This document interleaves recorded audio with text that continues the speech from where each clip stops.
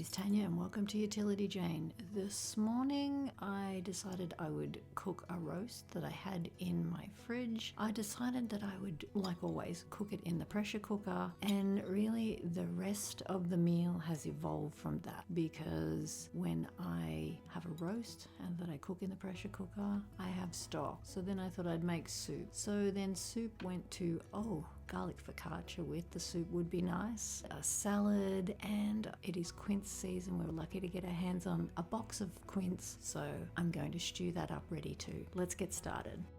Before I get started on cooking anything else, I am going to get this dough rising. I am going to use my sourdough starter. I've got 1 cup measured out. I am going to use a bit of instant yeast with this because I'm not sure, I may want to use it before the sourdough can kick in. So I'm hedging my bets here and I'm going to make it this way, and so I can get a quick rise. And I find that using the sourdough starter, even though I am using yeast, tends to give the dough a lot more body. I have been doing this a little bit through winter. It seems to turn out really good. So I've got some gluten-free flour going in there. That is self-raising. I only ever buy self-raising. I have oat flour, which is just rolled oats that I have blended up in my Vitamix. Put that in. That gives it a bit more body. It softens up the dough. I either use that or almond flour. Now I have a psyllium husk powder, an egg. Just going to give that a bit of a beat, and then that will mix smoothly through the different flours. I've got some salt, and I'm going to get all those dry ingredients mixed evenly through. Now I'm going to add the egg. This is basically my pizza dough with added instant yeast. I've got some butter because I'm wanting it a richer dough than just the basic pizza dough. Just add that in there, get it mixed through. And now I have the sourdough starter and a cup of warm water.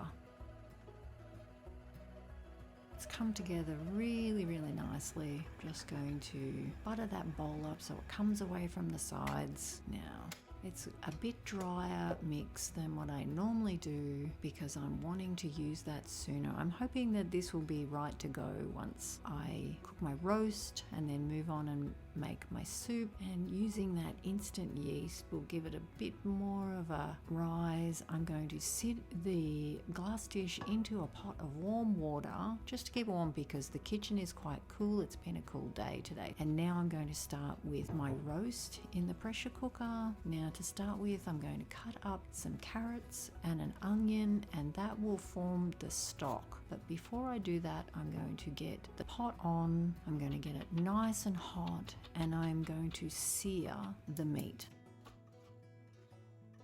Put some oil in. In such a short time, I can have a roast that is quite tender, ready to eat, very hands off. And here we go. I'm getting that seared. I'm going to sear both sides of it. Take it out. Be very careful because that is hot oil. I'm going to salt and pepper the front and the back. All these flavors that are going to, there it is, it's all seared that side. Just turn it over, being very careful. All these flavors are going to be added. I'm not going to waste any of this. By the time I take this out, get the carrots and the onions back in the oil and just get them tossed around. I'm going to put the meat back in and add some water so the vegetables will hold the meat up off the bottom of the pot and it will pressure cook in there, and I will have stock, very concentrated stock, by the time this meat cooks. I'm just making sure that's nice and hot. Now I'm going to get that meat out very, very carefully, because sometimes it sticks to the bottom. I love cooking roasts like this. There we go. Now I've got all those juices and the oil. I'm going to get the veggies in, get those tossed around, break them up, and then get that meat back in. All those juices, don't waste them. All adds flavor to the stock after. And then I'm going to add some water, just a bit to the bottom. Those vegetables will cook. The meat will steam lightly. get the lid on. I'm going to get it up to pressure, get the heat up on high, and then when that comes up to pressure, I'm just going to put it down to low. Now I'm going to clean down my bench. I'm going to move it across. There we go. And I've got my quince. So the pressure cooker is on this other side. It's turned down to low, and while I do a large basket of the quince, it can be cooking away. Quince, we love quince. It's once a year. They are very hard to come by. They're not a common fruit, but we absolutely love them. Last year we got a box of, I think it was 50 kilos of quince, and I cooked them up in multiple batches because that is a lot of fruit. It's not wasted. We thoroughly enjoyed it. I cooked it up with honey and it went into the freezer, and we had it all year. So we were lucky enough to get our hands on some more, and this is the start of it. Now, they do brown very easily, so I try to combat that by peeling and cutting into water, then rinse the water off, give them a good wash to make sure there was no bits and pieces left on them, and I get them into a pot with fresh water, not too much. Get those boiling. I like to cook the fruit and then add some honey, a little bit of sugar, and then, like I said, I divide that up into packets and put that in the freezer, and we use that up all year long, mixing it with apple for quince and apple crumble. I make quince puddings, so many things. It's such a delicious fruit we find in our area. It's not very common. So it's bubbling away. I'll get it down to low, and now I'm going to oil a tray, because by this time the dough has been sitting. This is the tray I'm going to cook my garlic focaccia in. This is gluten free, so it is not going to look like the average wheat one, although I thought it turned out really good for gluten-free. So I've got some garlic, some olive oil, some salt in there, got some basil going in. I'm just going to mix that up, and that is what I am going to drizzle across. Add a bit more. It's always hard to guess quite how much. I'm not quite sure if you can ever have too much garlic oil though. Quince has been cooking for a little while. I've added some sugar, just a small bit, because we would rather sweeten with honey, but I don't want to overdo it with the honey because it takes away the taste of the quince. So this has got the honey going in. It'll help make the syrup, get that mixed in, and then I'm going to taste it to see if it's quite sweet enough, because they are quite I wouldn't say bitter, but it's a strong taste. It's not sweet like a pear. I've got a spoon. I'm going to give them a taste now the honey has all melted through, just to make sure the syrup is sweet enough. Add a bit more. Get that mixed through, and then these can simmer away as I get on with the rest of the meal. The smell of quince cooking in the kitchen is something I look forward to every year. I have a quince tree in my front garden, which the cockatoos ate all the quince. I was very sad. Now this is the garlic focaccia. This is with the instant yeast as well as the sourdough. It makes such a beautiful dough. You'll be able to tell when I put it in the tray. It's not sticky. When I usually just use sourdough at the start, it's quite sticky, but this is quite airy. It's very, very nice. I was very happy. I've been using instant with it because my kitchen is quite cool, just to get that rise. Just work that in, not play with it too much. Working with gluten-free is a different dough to work with. We're just going to put the garlic oil on and just dimple that up and push it down into it. It smells delicious, and it's come up looking very, very nice. I'm really happy with this. I play around with this all the time. I just do different things, and for me it's just an evolving thing, sourdough and any kind of dough making. So we're checking on the quince. What I'm wanting is to cook down a bit of that liquid so that it's nice and syrupy. Just keep that cooking away. It does tend to go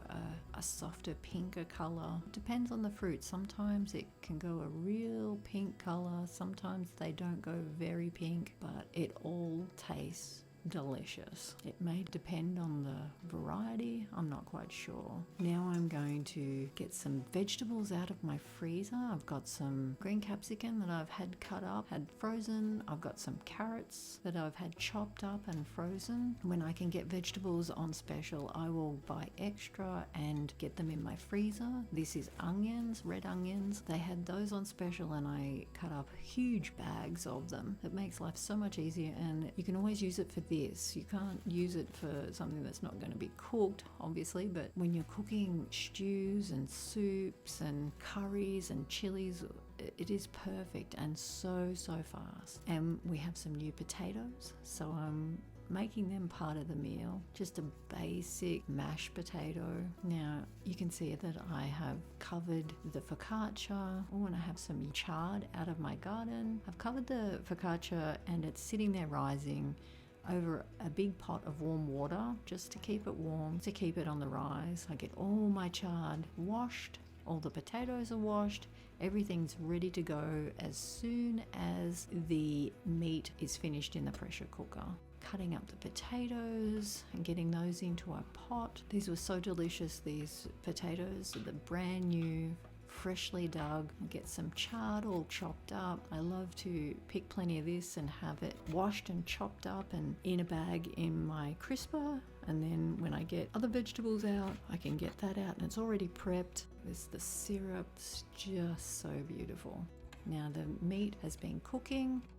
There it is. It's come down off pressure.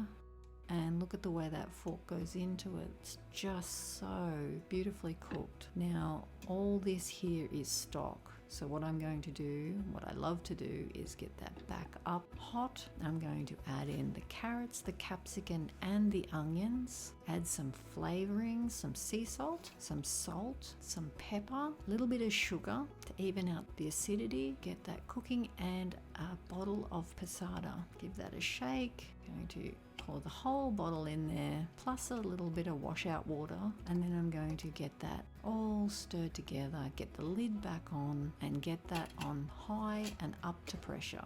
Get my potatoes on, the focaccia dough has risen, and it is looking beautiful. I'm so happy with this. Now I put the soup on to cook.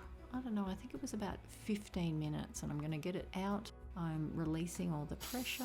I normally just let it take its time, but we'd like to eat, so I'm going to hurry that along and let the pressure out because I want the vegetables soft, cooked but not overcooked. Give that a good stir. I'm going to light the stove again and get this chard in. And cooking tomato soup means a lot of veg cooked and blended in.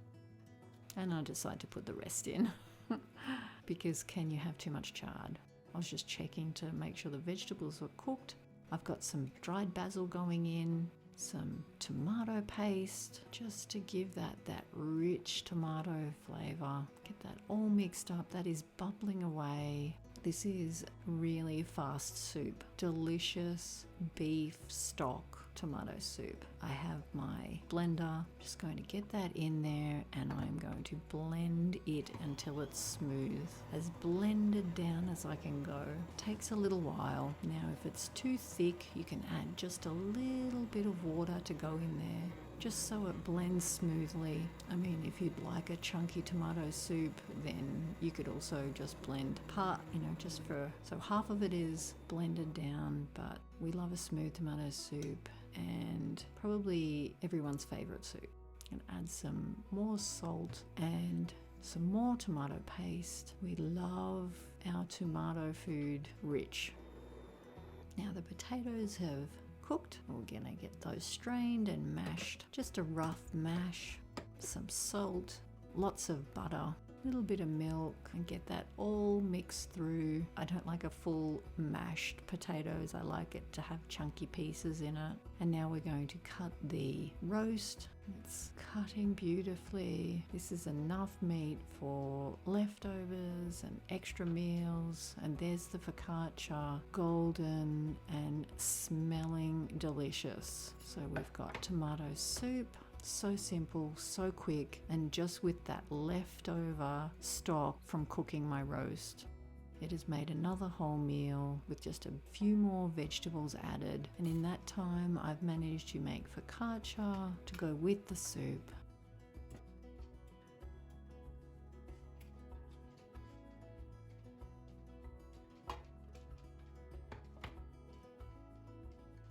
And look at that. This was beautiful. It was soft on the inside. The outside was crunchy, garlicky, perfect for dipping in tomato soup. To me, this is like a perfect meal. The crunch on the outside was delicious. Soft in the middle, garlicky. I couldn't stop eating it, actually. It disappeared very fast. My daughter loves garlic focaccia, garlic pizza, garlic bread.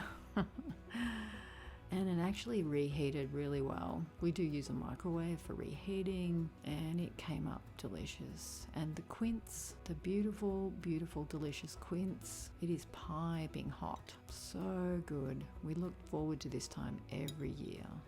And now I'm just going to chop up a little cabbage salad. This would have to be one of my favorite salads. I have some chard out of my garden. I grate carrots, that in. This is a salad and a salad dressing that I have in my fridge constantly. Summertime, wintertime, it doesn't really matter. It is one of my favorite foods. I love the color. I love that it is yogurt in the dressing. Get that all chopped up, get that mixed together. The color is so vibrant, so you know there is lots of goodness in that bowl. Now, from the dressing, I have some Greek yogurt, some apple cider vinegar, some mustard, bit of salt, bit of pepper, olive oil, and just give that a mix. Now, if you find that a bit bitter, you can add a bit of honey or a bit of maple syrup.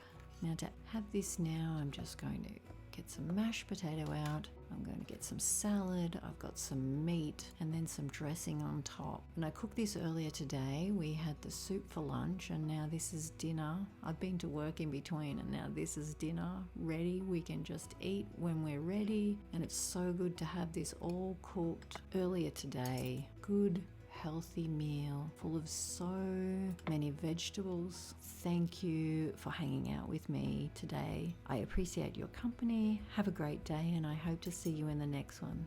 Bye for now.